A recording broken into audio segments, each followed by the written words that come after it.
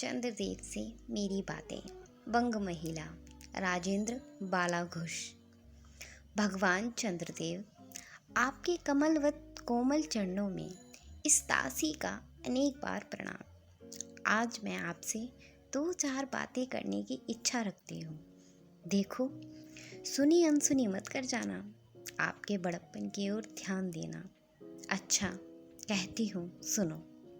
मैं सुनती हूँ आप इस आकाश मंडल में चिरकाल से वास करते हैं। क्या यह सत्य है? यदि यह सत्य है तो मैं अनुमान करती हूँ कि इस सृष्टि के साथ ही साथ अवश्य ही आपकी भी सृष्टि हुई होगी। तब तो आप ढेर दिन के पुराने बूढ़े कहे जा सकते हैं। यह क्यों? क्या आपका डिपार्टमेंट में ट्रांसफ़र होने का नियम नहीं है? क्या आपकी गवर्नमेंट में पेंशन भी नहीं देती? बड़ी खेद की बात है।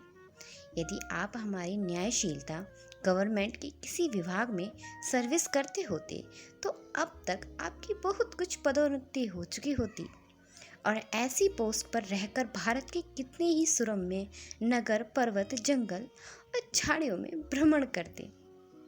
अंत में इस वृद्ध अवस्था में पेंशन प्राप्त कर काशी ऐसे पुनित और शांति धाम में बैठकर हरि नाम स्मरण करके अपना परलोक बनाते आप। यह हमारी बड़ी भारी भूल हुई। भगवान क्षमा कीजिए, आप तो अमर हैं। आपकी मृत्यु कहाँ, तब परलोक बनाना कैसा? ओहो, देवता भी अपनी जाति के कैसे पक्षपाती होते हैं। देखो ना, चंद्रदेव को अमृत देकर उन्होंने अमर कर दिया। तब यदि मनुष्य होकर हमारे अंग्रेज अपने जाति वालों का पक्षपात करें तो आश्चर्य ही क्या है।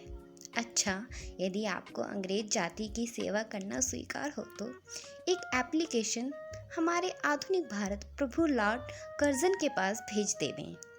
आशा है कि आपका आदरपूर्वक अवश्य आह्वान करेंगे, क्योंकि आप अधम भारतीय वासियों के भांति कृष्णांग तो हैं ही नहीं, जो आपकी अच्छी नौकरी देने में उनकी गौरांग जाति कुपित हो उठेगी।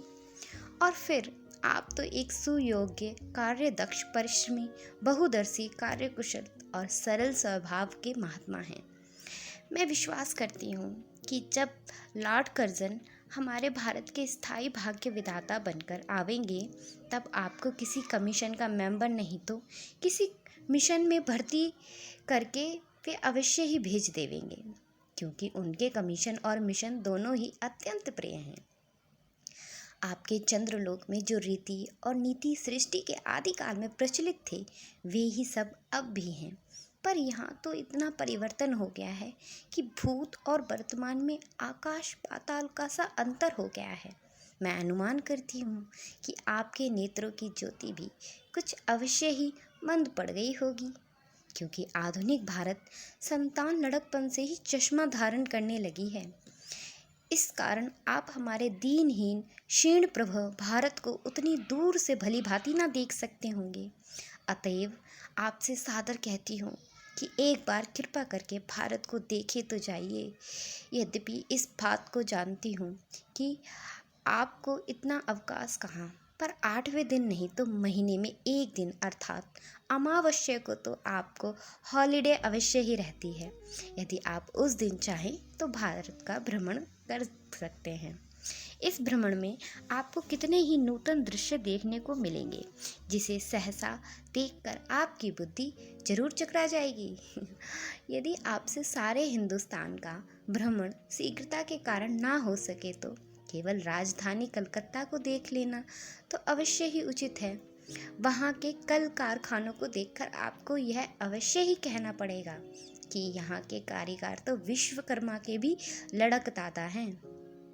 यही क्यों आपकी प्रिय सहयोगिनी दामिनो, जो मेघों पर आरोहण करके आनंद से अटखेलियाँ किया करती हैं, वह बेचारी भी यहाँ मनुष्य के हाथों का खिलौना हो रही हैं। भगवान निशाना नाथ, जिस समय आप अपनी निर्मल चंद्रिका को टबोर मेघमाला अथवा पर्वतों की टयों से सिंधु की गोद में जा सकते हैं, उस समय यही नीरद वासनी विश्व मोहिनी सौदामिनी अपनी उज्जवल मूर्ति से आलोक प्रदान कर रात को दिन बना देती है। आपके देवलोक में जितने देवता हैं उनके वाहन भी उतने ही हैं। किसी का गज, किसी का हंस, किसी का बैल, किसी का चूहा इत्यादि।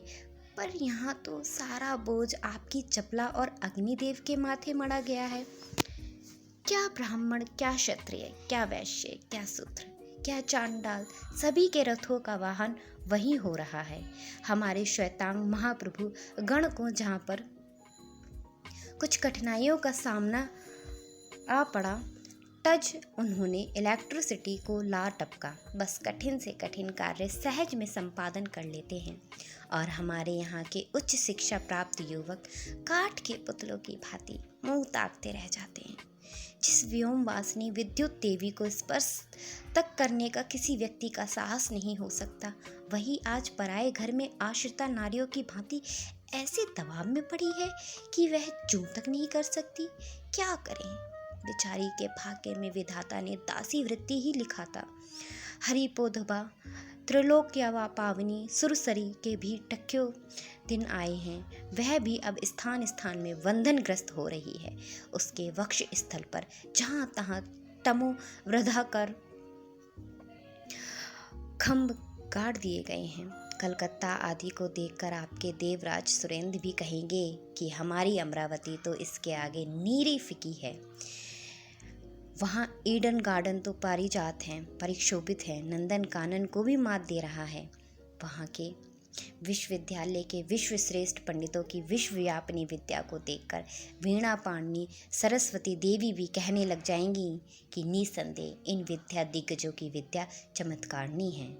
वहीं के टफो विलियम की फौजी सामान को देखकर आपके देव सेनापति कार्तिकेय बाबू के भी छक्के छूट जाएंगे, क्योंकि देव सेनापति महाशय देखने में खास बंगाली बाबू से जचते हैं और उनका वाहन भी एक सुंदर मयूर है।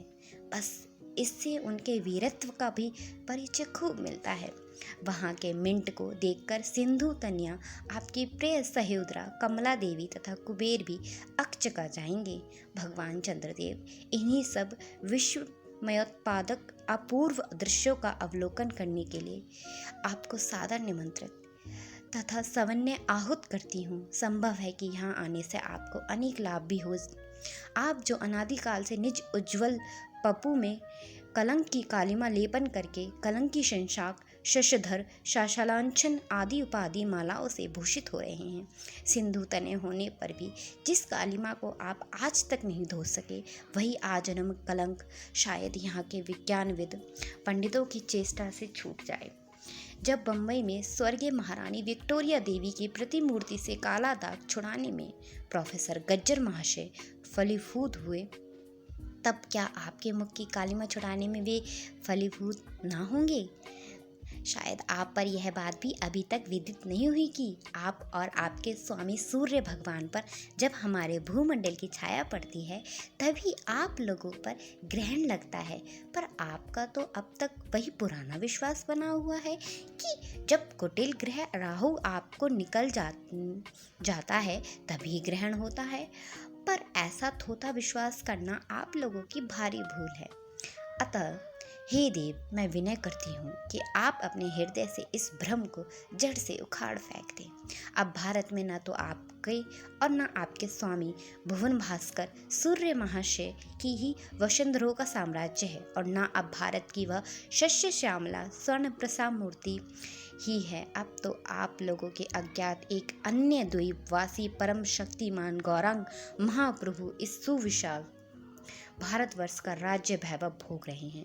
अब तक मैंने जिन बातों का वर्णन किया, आपसे स्थूल रूप में किया, वह सब इन्हीं विद्या विशारद गौरांग प्रभु के कृपा कटाक्ष का परिणाम है। यूँ तो यहाँ प्रतिवर्ष पदवी दान के समय कितने ही राज्य विहीन राजाओं की सृष्टि हुआ करती है, पर आपके वंशधाराओं में जो 2-4 राजा महाराजाओं नाम मात्र के हैं, वे भी काठ के पुतलों की भांति हैं। जैसे उन्हें उनके रक्षक नचाते हैं, वैसे ही वे नाचते हैं। वे इतने भी जानकार नहीं रखते कि उनके राज्य में क्या हो रहा है, उनकी प्रजा दुखी है या सुखी। यदि आप कभी भारत भ्रमण करने आएँ तो अपने फैमिली डॉक्टर धन्वंतरि महाशय को और देवताओं के चीफ जस्टिस चित्रगुप्त जी को साथ अवश्य लेते आएँ। आशा है कि धन्वंतरि महाशय यहाँ के डॉक्टरों के सन्नट चिकित्सा संबंधी बहुत कुछ शिक्षा का लाभ कर सकेंगे। यदि प्लेग महाराज आपके चंद्रलोक या देवलोक में घुस पड़े तो वहाँ से उनको निकालना कुछ सहज बात न होगी। यही जब चिकित्सा शास्त्र के बड़े बड़े पारदर्शी उन पर विजय नहीं पा सके, तब वहाँ आपके देवलोक में जड़ी बूटियों के प्रयोग से क्या होगा। यहाँ के इंडियन पीनल कोड की धाराओं को देखकर चित्रगुप्त जी महाराज अपने यहाँ की दंड विधि को बहुत कुछ सुधार सकते हैं, और यदि बोझ ना हो तो यहाँ से वे 2-4 टाइपराइटर भी खरीद ले जाएं। जब प्लेग महाराज के अपार अनुग्रह से उनके ऑफिस में कार्य की अधिकता होवे, तब उनसे उनकी राइटर्स बिल्डिंग के राइटर्स के काम में बहुत ही सुविधा हो और सहायता पहुंचेगी। वे लोग 2 दिन का काम 2 घंटे में कर डालेंगे। अच्छा, अब मैं आपसे विदा लेती हूँ। मैंने तो आपसे इतनी ही बातें कहीं, पर खेद है आपके उनके अनुकूल या प्रतिकूल एक बात का भी उत्तर न दिया। परंतु आपके इस मनोवलंबन को मैं स्वीकार का सूचक समझती हूँ। अच्छा, तो मैं प्रार्थना को कबूल करके एक दफ़ा यहाँ आइएगा ज़रूर, ठीक है।